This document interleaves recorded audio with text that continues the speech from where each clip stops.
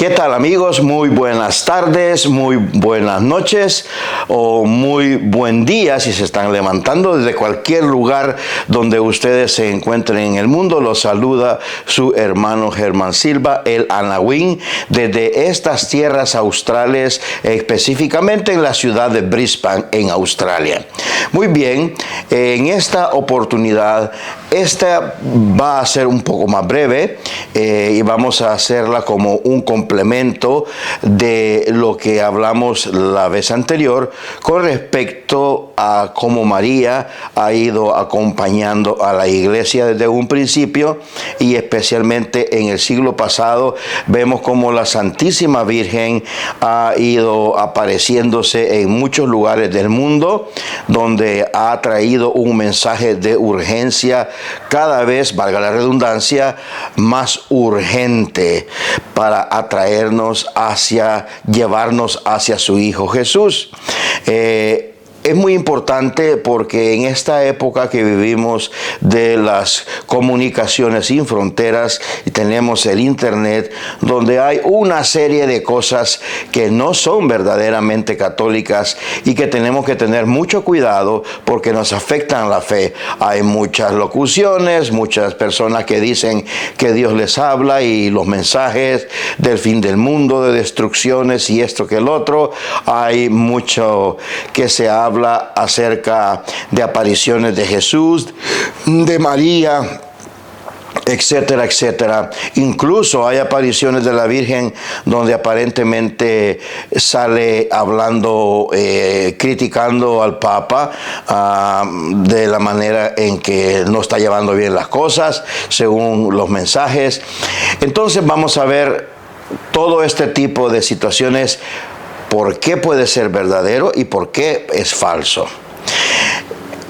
Para esto nos adentramos en lo que se llama las revelaciones públicas y las revelaciones privadas.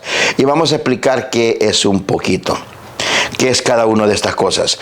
Cuando Dios Padre decidió que era tiempo de mandar a su Hijo a vivir como un ser humano en todo menos en el pecado, y a sufrir y a morir para darnos la salvación, y de esa manera restaurarnos en esa amistad con Él.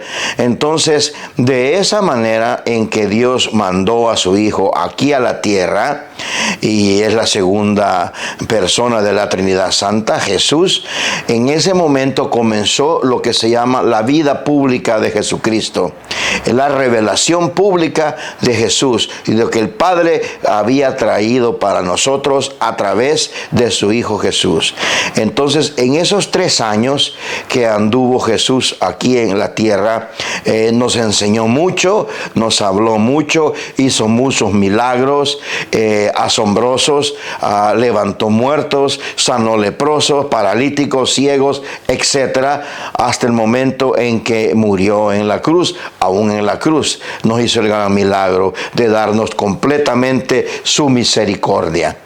Y esa agua y esa sangre que salió del costado cuando Longino le atravesó con la lanza, ahí se dio el milagro de que ahí, según los santos y los teólogos, es que comenzó la iglesia, cuando se vertió toda esa misericordia para el mundo.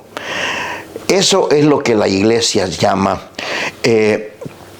todo lo que se refiere a la vida de Jesús, que nosotros debemos de creer, como el dogma, como que si no creemos eso, pues no vamos a poder salvarnos. Así de sencillo. Es lo que se llama la revelación pública. Y a esa revelación pública que vino a ser Jesús y que está en todo el Nuevo Testamento, en los Evangelios, en las cartas, etcétera, en los Hechos de los Apóstoles. Entonces, toda esa revelación pública, especialmente en los Evangelios, ahí está el detalle de nuestra salvación. Y eso no podemos decir que no lo creemos, porque si decimos que no lo creemos, pues no podemos ser salvos. En cambio, cuando hay personas que a través de los tiempos dicen que han tenido visitas de ángeles o de la Virgen María o de Jesús mismo, eso se le llama, entra dentro de lo que es una revelación privada. ¿Por qué? Porque no es de una manera para todo el mundo que se aparece Jesús, como cuando vino, sino que a una persona en particular se aparece la Santísima Virgen o Jesús o uno de los santos. Entonces es importante hacer destacar de que una revelación privada podemos creerla o no, y eso no nos afecta nuestra vida espiritual y no nos afecta el decir que estamos haciendo un pecado o haciendo algo malo. Pero si aquella aparición o aquellas locuciones no son verdaderas y no son de Dios, entonces sí nos puede afectar el alma y nos puede llevar prácticamente a que perdamos la fe, incluso a nuestra muerte espiritual y a la no salvación. Entonces, por eso nuestra iglesia es muy cautelosa cuando vienen todas estas noticias de que se apareció aquí o que le habló a esta persona, y comienza a recoger poco a poco, primero a través del sacerdote donde supuestamente está ocurriendo el lugar, la localidad, y luego el santo obispo, y luego pasa ya, si la situación requiere más atención, a todo lo que es el dicasterio de la educación en la fe allá en el Vaticano, donde se hace la investigación para ver si esto viene de Dios o no. Lo interesante es que el discernimiento que la iglesia tiene puede durar años. ¿Por qué? Porque la vida espiritual de las fieles no es un juego. Y es preferible, como lo decía San Juan de la Cruz, que fue el que dejó las reglas del discernimiento de espíritus y que todavía nuestra iglesia usa. Entonces ahí, en esos puntos que dejó este gran santo doctor de la iglesia, San Juan de la Cruz, ahí explicó perfectamente todos los puntos que la iglesia debe de investigar. Porque en uno de esos decía el santo que más valía a la iglesia dar como no ciertas 5 apariciones que eran verdaderas y no dejar entrar 100 que fueran falsas y que fueran en contra de la fe y del bienestar de los fieles. Entonces, nuestra iglesia, con el discernimiento del Espíritu Santo, hace un estudio exhaustivo hasta donde se puede para ver si aquello que ha sucedido es sobrenatural. Es decir, que va más por encima del orden natural de las cosas. Y esto puede durar años. Por ejemplo, en Fátima, después de que la Santísima Virgen dejó de aparecerse y ya todo terminó, aunque Sor Lucía siguió recibiendo apariciones de la Santísima Virgen cuando se hizo monja en el convento de Tuy, donde ella vivía. Pero cuando ya terminó el grosor de lo que era la aparición de Fátima y se hizo el estudio, pues la iglesia tardó 25 años en decirnos si aquello verdaderamente venía de Dios o no, si era sobrenatural en esencia. Por esa razón, en Medjugorje, como las apariciones no han terminado, todavía la iglesia no se ha dado su último palabra de discernimiento para los fieles, pero sí las cosas van muy por buen camino, porque el Santo Padre mandó a un cardenal a que viviera en Medjugorje por cierto tiempo para que le hiciera una reporte específico de lo que pasa ahí.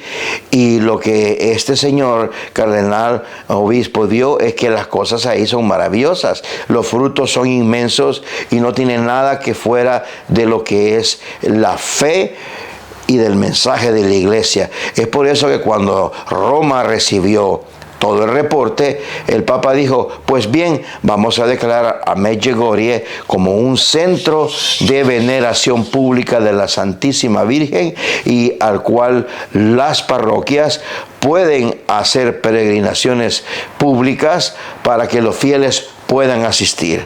Antes también los fieles podían asistir, pero podían ir en calidad privada y los sacerdotes estaban bajo la prohibición de organizar viajes que envolvieran o se tratara de dar como a entender que la iglesia estaba de acuerdo en lo que estaba pasando. Entonces, San Juan de la Cruz dejó bien todo ese discernimiento de los espíritus.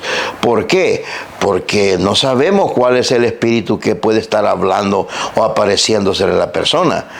Puede ser también el demonio que se puede cambiar como un ángel de luz y pueda él estar conduciendo a aquella alma a una confusión para confundir también a todos los demás que lo van a escuchar.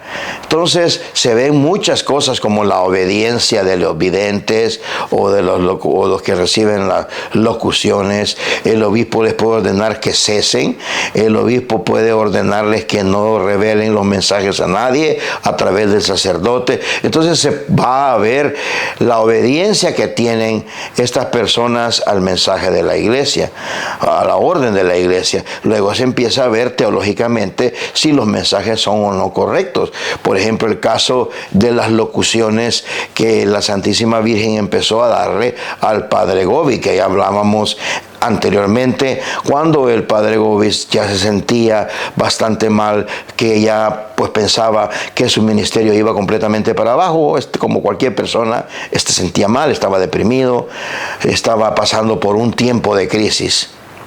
Y fue en peregrinación privada a Fátima a encomendar a la Santísima Virgen todo su sacerdocio. Llegó, se arrodilló ante esa bella estatua de la Virgen de Fátima y oró y le dijo que por favor le ayudara, que le diera pues algo de discernimiento de qué es lo que iba a hacer con su vida, porque ya no sabía, estaba en ese momento.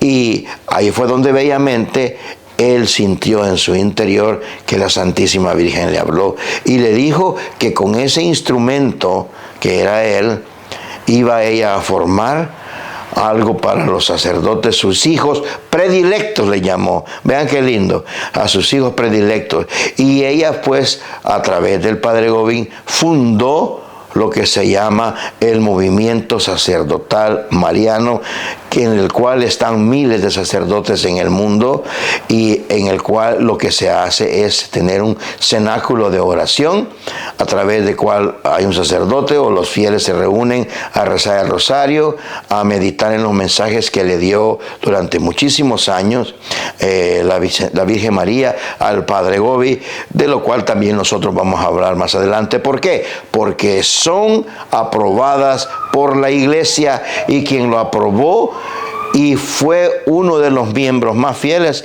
nuestro San Juan Pablo II. Entonces no estamos hablando de algo que sea así, que no tiene importancia, sino que pasó por todo el tamiz, el filtro de la iglesia, y la iglesia determinó que todo estaba en regla con lo que era la buena fe, la buena educación de lo que significa todo lo que es lo que nos enseña nuestra iglesia. Entonces esa es la razón por la cual no debemos de creernos de todo. Y como lo decía en el último programa, se habla de muchas destrucciones, de esto que el otro. Y yo siempre pienso de que no hay necesidad de que el Señor pues nos mande ninguna destrucción ahorita, por lo menos porque nosotros estamos haciendo muy bien el trabajo y nos estamos nosotros mismos destruyendo. Dios no necesita mandarnos destrucciones cuando nosotros lo estamos haciendo muy bien. Estamos destruyendo el medio ambiente, estamos destruyéndonos en las guerras, estamos destruyéndonos en las grandes injusticias que se cometen por lo cual grandes poblaciones de la humanidad no tienen que comer, no tienen agua potable, no tienen ni siquiera dónde vivir, mucho menos educación. Estamos haciendo tan bien las cosas desde el punto de vista del pecado. Estamos destruyéndonos a nosotros mismos. Es como aquel borracho que después va a la playa y se toma qué sé yo cuántas cervezas y luego una botella de whisky y después se va a nadar y se muere ahogado. Y después dice la gente, ay, que era la voluntad de Dios. No. Discúlpeme, esa no era la voluntad de Dios. Esa fue causada por la irresponsabilidad de esa muerte de la persona que sabía que no podía irse a bañar de esa manera. Entonces tengamos cuidado cuando decimos, ay, es la voluntad de Dios. Porque no, señores, no, hermanos que me escuchan, no es así. También existe la responsabilidad individual de cada uno de nosotros. Es por eso que en una de las charlas que ya compartí, hablaba de que las tres fuentes del pecado son el mundo con todas sus tentaciones, Satanás que puede atacarnos directamente para hacernos caer en la tentación, y el tercero es la debilidad humana. La carne es débil y hacemos tonteras que nos hacen caer en el pecado. Entonces imagínense que ahora que estamos en esta pandemia que ha afectado al mundo entero, ¿cuántos millones de personas en los países pobres están muriendo? Porque los países ricos están acaparando la vacuna, están acaparando todas las medicinas que pueden ayudar a que esas personas no mueran en los hospitales. ¿Será eso la voluntad de Dios, que muera un montón de gente? No. ¿Será la voluntad de Dios de que cuando vienen los grandes huracanes y todos los pobres mueren, inundados, se les caen las casas y ellos se van hasta en las correntadas? No. Esa no es la voluntad de Dios.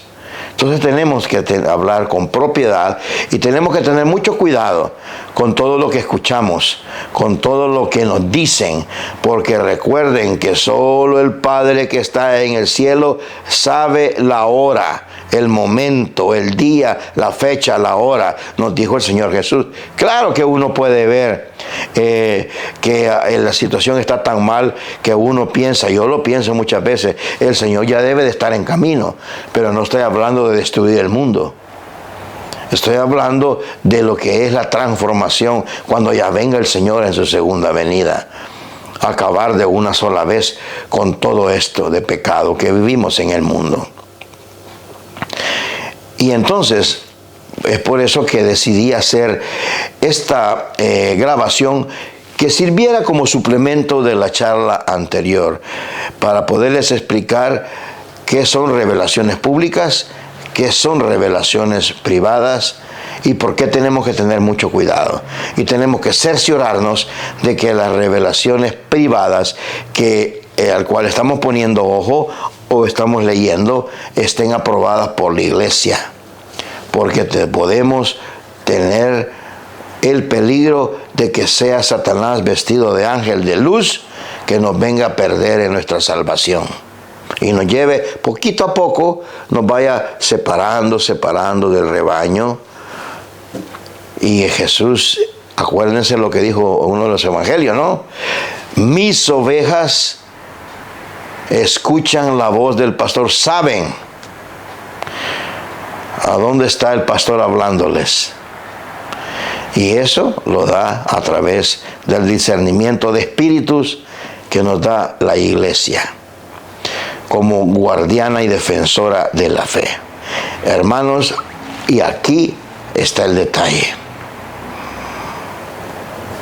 Les deseo muchas bendiciones a todos ustedes. Les pido que piensen y tráiganos más personas si a ustedes les gusta el mensaje que escuchan, si les sirve de algo este humilde mensaje que estamos haciendo como parte de nuestra necesidad como ser humano de compartir la fe. Como cristianos tenemos que compartir la fe con los demás. Entonces, lo que hacemos es compartir la fe, no buscamos ninguna otra situación.